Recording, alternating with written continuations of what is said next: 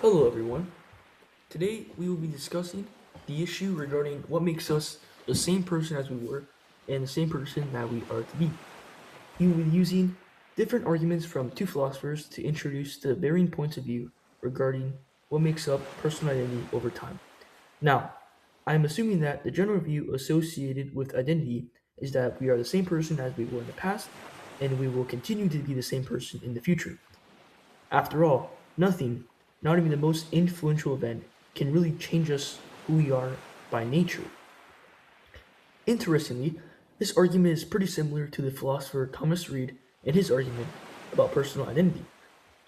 Thomas Reid argues that personal identity is simply an uninterrupted continuance of existence.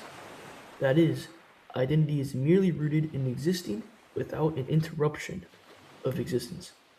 Reid then defines identity to be rooted in the human soul, in which allows the very existence of the thing I call myself to exist. Thus, Reid proposes the first point of view regarding identity. He argues that identity is always the same as long as existence is not discontinued. The only way existence is discontinued, according to Reid, is if the person passes away. So, in other words, as long as the person is continuing to live, the person's identity is constant and he will be the same person over time. However, another philosopher, in opposition to Reid's argument, named as John Locke, argues that identity is actually consistent in consciousness. To give more context to John Locke, you may know Locke as the person who proposed the natural law, and also who claimed the rights of every human being is life, liberty, and property. Now, going back to the main question regarding identity, Locke argues that identity is rooted in having the continuance of consciousness over time, and that you are only the same person if you can recall the conscience and memories of a previous you. Locke proposes a situation in which supports his argument, and this situation consists in the following. Assume that Locke is currently writing a novel, and when he is writing a novel, he has the same consciousness as the person who witnessed Noah's flood and the Ark of the Covenant. According to Locke's belief that identity is rooted in the same consciousness, if the Locke who is writing the novel has the same consciousness as the person who witnessed the flood, then the two people are the same. The Locke writing the novel is essentially the same as the person who witnessed Noah's flood and the ark.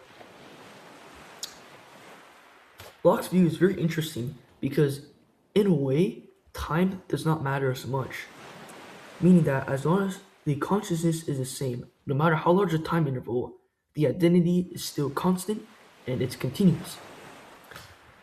This point of view is very fascinating because identity being rooted in consciousness essentially means that if you lose consciousness of a previous time, or if you forget all your memories, then you are no longer the same person as you were.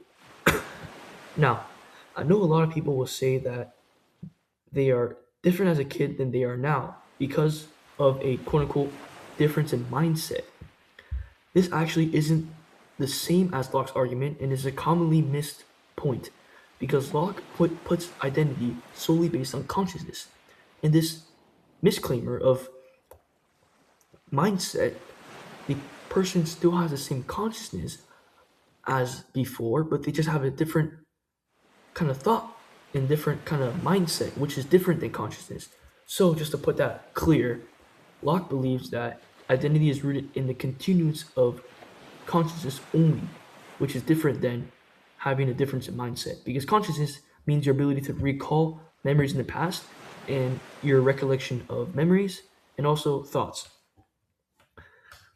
So, Locke believes that identity is solely rooted in consciousness, and this belief is what actually introduces a conflict between Locke and Reid. To begin, Locke's views puts forth a question, such as what happens to personal identity when you fall asleep? And this question produces a dilemma and also a conflict between the two philosophers. Reid in fact, does put forth these questions and challenges Locke's views on identity. Reid first argues that if identity is really rooted in consciousness, then that means when a person falls asleep, they are no longer a identity at all. This is because, according to daily knowledge, when one falls asleep, they temporarily lose their consciousness. So, if you are using Locke's argument, that means when you fall asleep and lose consciousness temporarily, you are temporarily no longer an identity. You're no longer a person. And this is why Reid attacks Locke's views, because Reid finds it really illogical that you just cease to be a person when asleep. Reid instead argues that you are the same person regardless of whether you are asleep or not asleep. And thus, he challenges Locke's views that consciousness is what determines identity. I mean, it does, in a way, sound a little silly, right? It does sound silly that you suddenly cease to be a person when you fall asleep. And this is the argument, this is the reason why the argument between the two philosophers produces a conflict. Also, Reid puts forth another question about the change in identity. Reid, first of all, he believes that identity should be very constant, meaning that it's not easily changed, and personal identity should be constant over your entire life. But if you use if you use Locke's argument, saying that identity is based on consciousness, then identity would really change every instant, because consciousness is just a bunch of fleeting ideas. And if you use our argument, then that means at no 2 points of your life will your identity be the same. This may sound confusing at first, but just think about it. If your consciousness is constantly changing and your personal identity is determined by consciousness, then that means your personal identity is always changing, which kind of sounds illogical according to a philosopher like Reid. Continuing, Reid proposes his own situation that further undermines Locke's argument. This situation is known as the brave soldier scenario. In this scenario, you have to kind of picture a person's lifetime. So you have to assume that at point A, the person is a young boy who's flogged. At point B, the young boy grows up to be a brave soldier. And at point C, the brave soldier becomes an elderly man. Reid uses this argument to undermine Locke, and it begins like this. Assume that the brave soldier can recollect his memory as the flogged boy. Using Locke's argument, the brave soldier is the same person as the boy because the consciousness is constant. Also assume that the person during point C, or the elderly man, recalls his memories as the brave soldier. According to Locke, this would also mean that the elderly man is the same person as he is in the military as a brave soldier because the consciousness is constant. Logically, everyone would say that the elderly man is the same person as the flogged boy because of something called the transitive property of geometry. If A equals B and B equals C, then A should equal C. So, if the brave soldier is the boy because of the same conscience, and the elderly man is the same person as the brave soldier, then logically the elderly man should be the same person as the flogged boy. But this is where things get interesting, because according to Locke's argument, if you take into consideration the definition of identity being the continuance of consciousness, then this logical answer doesn't actually follow. And here's an example why.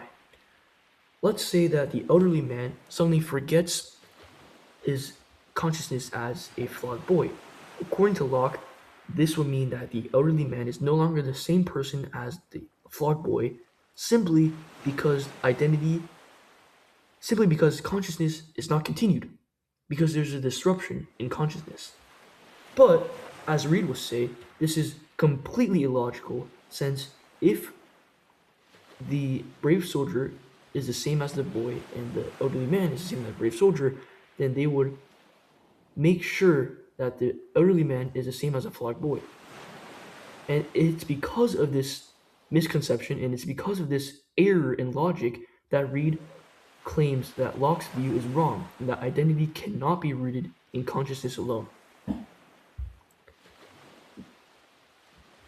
So this is very interesting to keep in mind because Reid argues that identity cannot be rooted in consciousness. He uses Locke's argument against himself in a way. He uses two situations to first show that A equals B, right? And then to show that the B equals C. And then he says that logically A would equal C, or the boy would be the same as the elderly man because of logic. But since Locke's argument does not does not always come to this conclusion based on the hypothetical situation in which the elderly man forgets himself as a boy, then that is why Reid claims that identity cannot be rooted in consciousness and he undermines Locke's argument.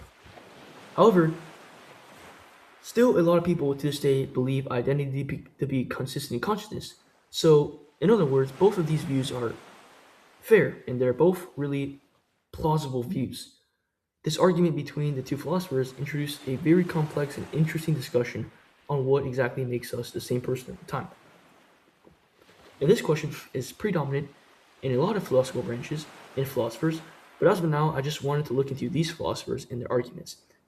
Most significantly, understanding these 2 points of view regarding identity is very crucial in maintaining justice in society. Although this sounds kind of weird, like why would philosophy produce justice in society? Let me just give you an example of why it's actually really relevant. Assume that a criminal commits a crime and is taken to receive punishment.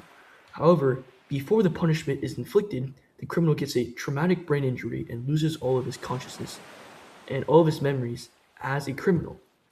According to Locke's argument, since the criminal currently will no longer be the same criminal before, since he loses the consciousness himself as a criminal, then he should not receive the punishment since he is no longer the same person.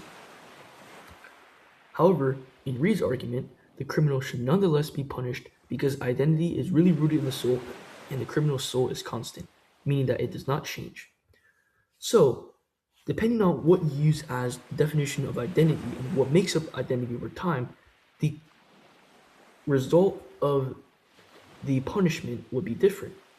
If one assumes that identity is rooted in consciousness, then a criminal is let off the hook because his consciousness becomes different the second that he forgets all of his memories as a criminal. This means that the criminal would be a new person and should not receive punishment because he is no longer the same person as he was. But if you were to use the argument that identity is rooted in the continuance of self and is rooted in the soul, the criminal would still receive the punishment because he would still be the same identity. He would still be the same person and thus should receive the punishment. And this is why the question of identity is extremely crucial in society, because depending on what view you take, the result that follows is different. One might produce justice and one will not, and that is why using the right understanding of identity can help produce good results and also justice and morality in society. To conclude this video, I hope this video was entertaining, and I hope that you got to learn the different definitions of identity and different views on what makes up identity. And I hope you enjoyed this video as well.